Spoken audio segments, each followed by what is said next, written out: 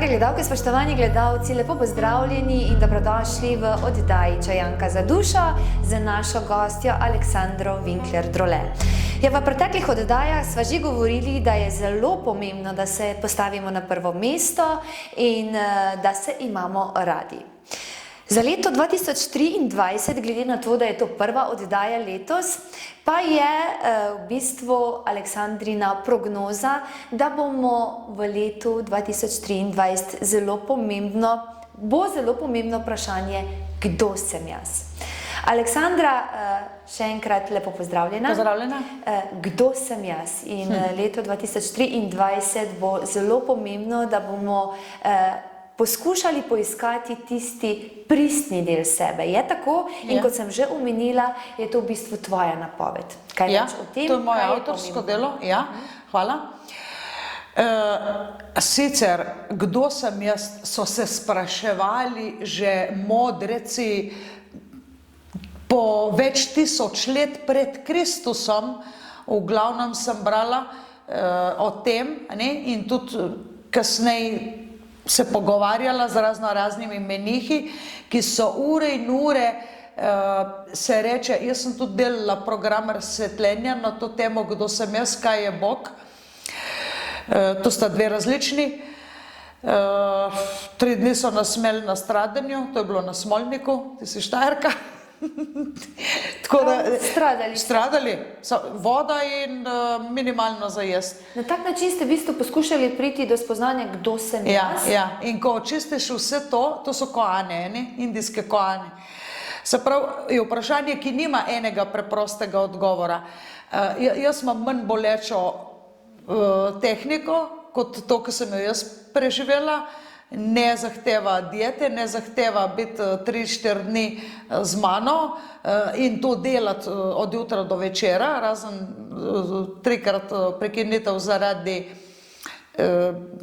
hrane, ampak to je bilo minimalna hrana, ker smo bili vsi na dieti in je bilo tako dobesedno. Takrat sem prvič pomislila, Aleksandra, če se ti pa ne bo zmešalo, se ti bo pa razsvetlilo.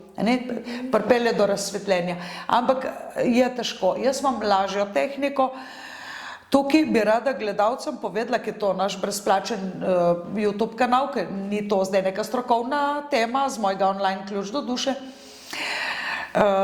Tam res rabimo 2-3 leta, da ta program v nulo dodelamo, da spoznavamo sebe, odčitavamo sebe v postopku recimo ene izmed 7 točk dostopa do akaških zapisov, ker je tudi o duši, napisano vse, kaj je duša doživela, preživela, kakšne napake je naredila.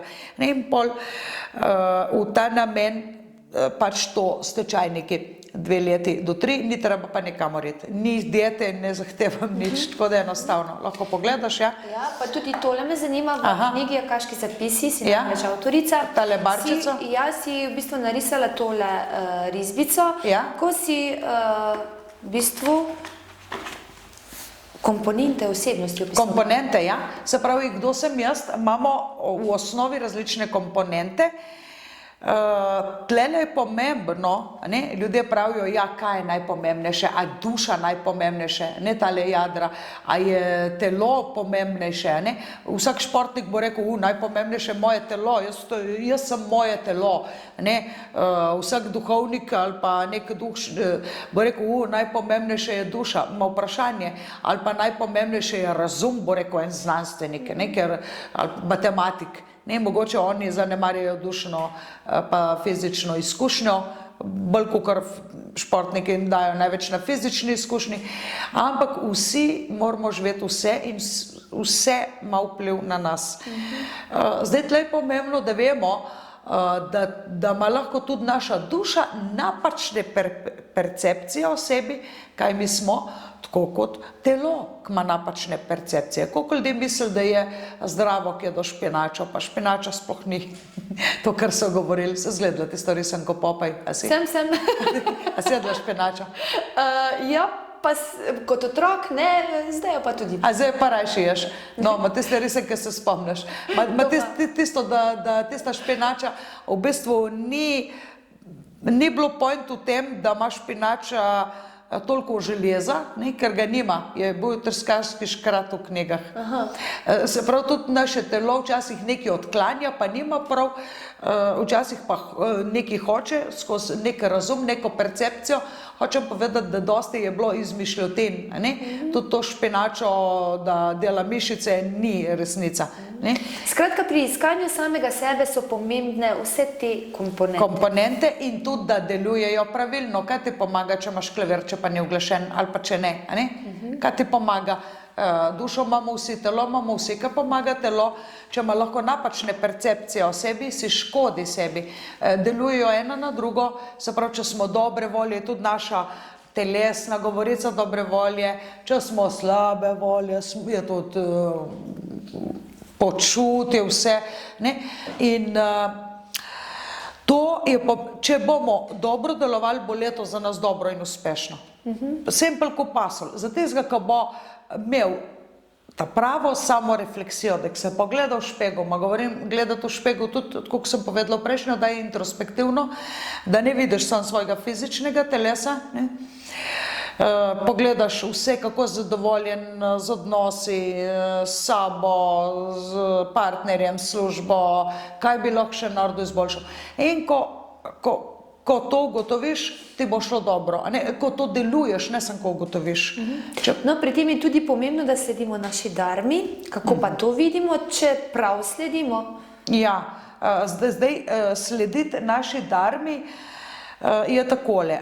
Jaz darmo opišem ljudem, ko me kličejo za branje dušnega zapisa. Vsakemu povem, to so tvoje dobre plati, to so tvoje šibke točke. Več, ko boš imel tega, več, ko boš v svoje življenje vpeljal dobre stvari, bolj boš uspešen. Boljše ti bo in manj, ko boš imel plevela. Na vrtu isto, ko vrt je naše življenje, tako nekako primerjam, da se razume. In v tem je pa treba vedeti, da darma, tako ko jo opisujem jaz v tej knjigi, predstavlja semena, je rezultat minule karme. Karma je itak delovanje iz preteklosti. Se pravi, darma je kot dobiček podjetnika. Če človek nima dovolj dobička v firmi, ne more služiti dalje, ne more kupiti novih strojev, ne more zaposliti delavca in ne napreduje. Se pravi, za darmo, da sledimo svoji darmi, moramo vedeti. Imamo obdobje, ker služimo z učenjem, imamo obdobje, ko imamo otroke, imamo obdobje, ko damo več pozornosti partnerjev, imamo obdobje, ko in tako naprej. Se pravi, tudi naša darma, ki ni samo poslanstvo, je tudi naloga in obveza, razlikuje. In pomembno je, da odkrivamo sebe skozi darmo. Kdo sem jaz tudi skozi darmo? Jaz sem mama 3 otrokom, jaz sicer, ampak nisem samo to. To je zdaj lahko tudi že malo ego percepcija, jaz sem uspešna, jaz sem tista, ki je napisala 4 knjige, izdala pisateljica 4 knjig, 5 je v delu. Se pravi, lahko pride do resnice ali pa do ego percepcije, lahko pa v iskanju samega sebe, lahko grem pa te najhoj pogledati. Jaz sem tista, ki takoj zapade v malodušje, žalost in se zakrči in se ne premakne. Ampak vse te komponente lahko odpravimo, kar nam ne služi več ali pa kar imajo neke napačne vzorce, prepričane programe z tega ali pa z prejšnjih življenj. No in tudi pri tem je pomembna ideja enosti in ideja ločenosti. Pri spoznavanju sebe. Jaz tlele bom malo kritična. Mnogi duhovni mojstri prihajajo z idejo, vsi smo povezani, vsi smo eno, ali pa še hoj, bodimo vsi kot eno. To ni res, ne? Ne, jaz se s tem ne strinjam. Jaz se popolnoma strinjam, da sva mi dve ločene. Lej, ti boš danes jedla, kar te paše, jaz pa kar meni. Zakaj bi mogli iz istega krožnika? Ne? Se pravi, ti imaš svoj life, jaz imam mojega. Tudi če si mož in žena, imata vsak svoj life. Se pravi, ni tle point, da smo vsi, ni treba, da smo mi vedno z vsem povezani. Mi smo se rodili dol, da skozi individualno telo doživljamo ločenost v smislu, da lahko razvijam sebe. Tako. Jaz se moram počutiti ločena od mojih Facebook prijateljev, od mojih sledilcev na mojem YouTube kanalu. Jaz se moram počutiti ločena od njih, jaz nisem del njih, ne? Zato da lahko ohranim sebe, ne, na neki varni coni. Z njimi sem pa povezana s kolektivno zavestjo takrat, ko so v kontaktu z mano. To je 1 ura na dan, na teden, ne, ko so moji tečajniki.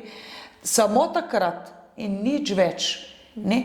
Se pravi, jaz vztrajam na tem, da smo povezani, seveda vplivamo vsi na vse, ne vem, če požagajo gozdove v Amazonki, bomo občutili tudi v Sloveniji drugačno vreme.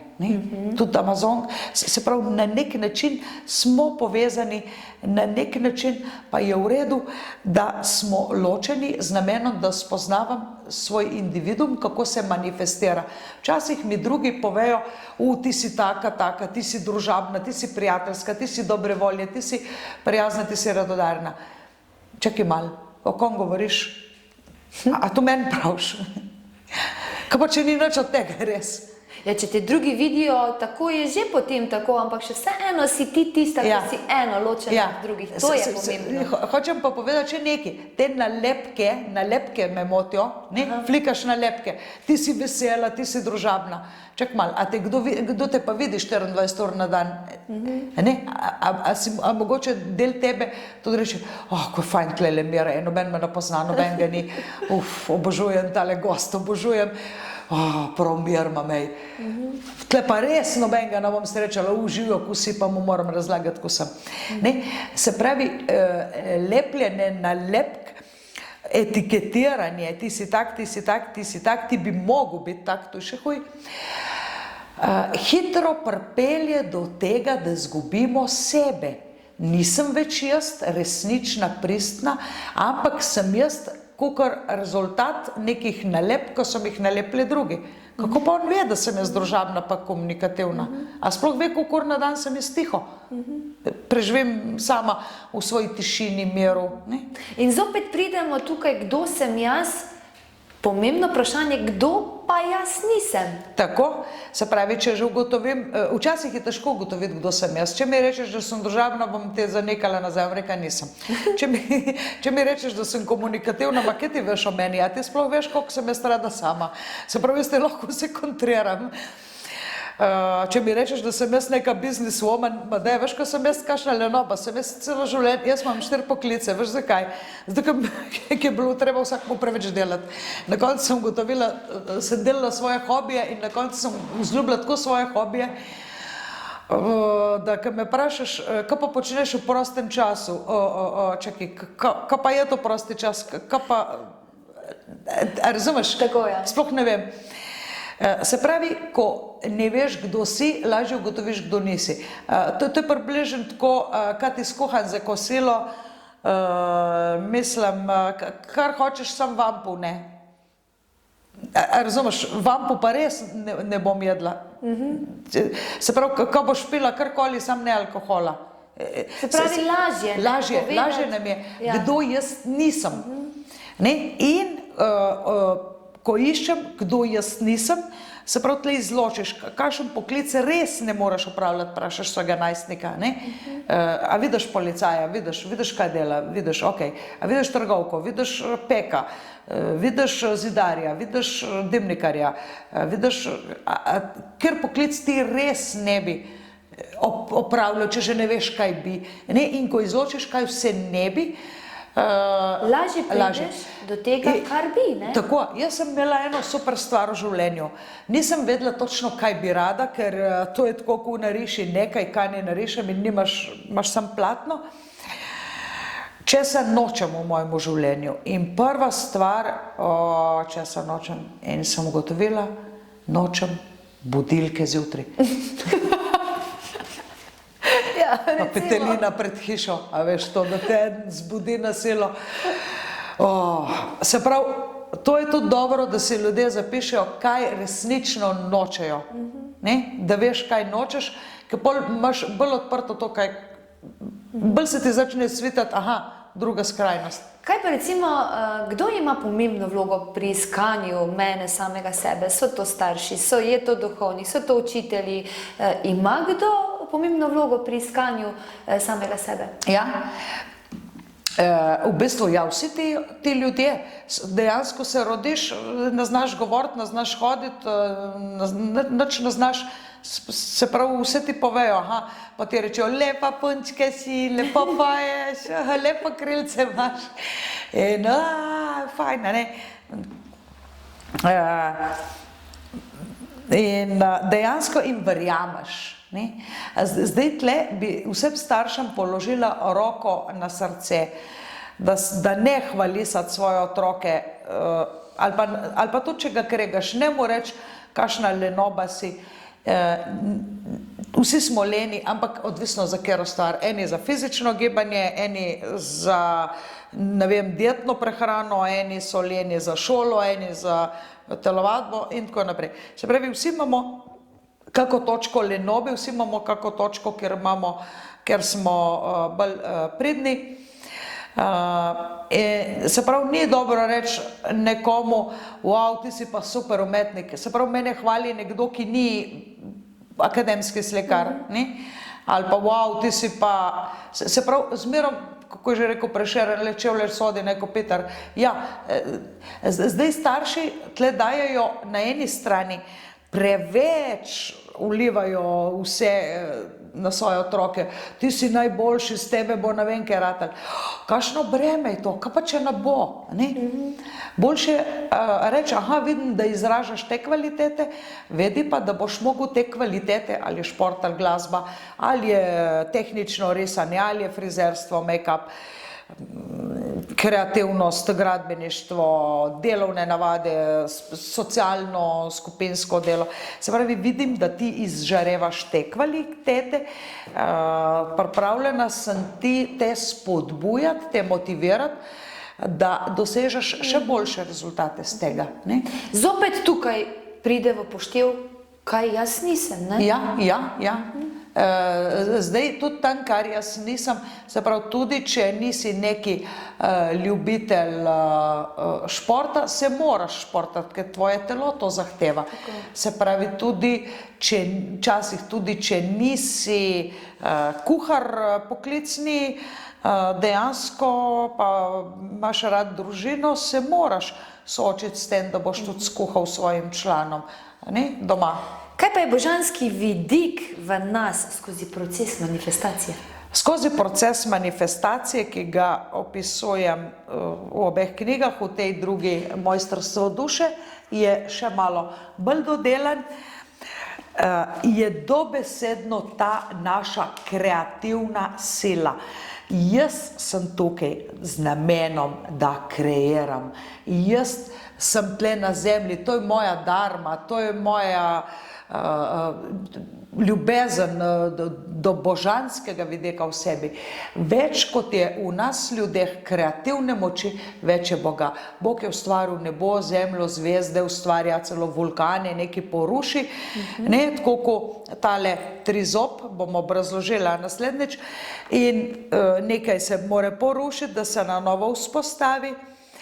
In več, ko je te božanske kreativne sile v nas, več je Boga. To se vidi. Božanska je mama, ki je rodila 5, 7, 10 otrok in jih vzgojila, spravila do kruha. V njej je božanska kreativna sila, da ne bomo govorili samo o tem, da so samo knjige. V bistvu najlažje je napisati knjigo, ko roditi otroka, če me ne vprašaš. Sigurno. Dobro, eni bo rekli drugače, pravijo, da mora vsak človek v življenju posaditi drevo, pustiti potomca, in spisati knjigo. Ne? Tako pravijo. Zdaj ne vem, če to 100% drži, kaj moraš, spet ti nekdo govori, kaj moraš, kakšni so standardi, morati postavljati neko normativo, kar pa ni nujno. Se pravi, pomembno je, da spoznamo božanski vidik, da ne rušimo, kar je dobro, da kreiramo, to je največ Boga v nas samih. No, in da gre sta moč in odgovornost za roko v roki. Aleksandra, hvala lepa za vse te izčrpne informacije, za nasvete in se veselim prihodnjega srečanja. Vam, dragi moji, pa hvala lepa za pozornost in vabilo v najino družbo tudi prihodnjič.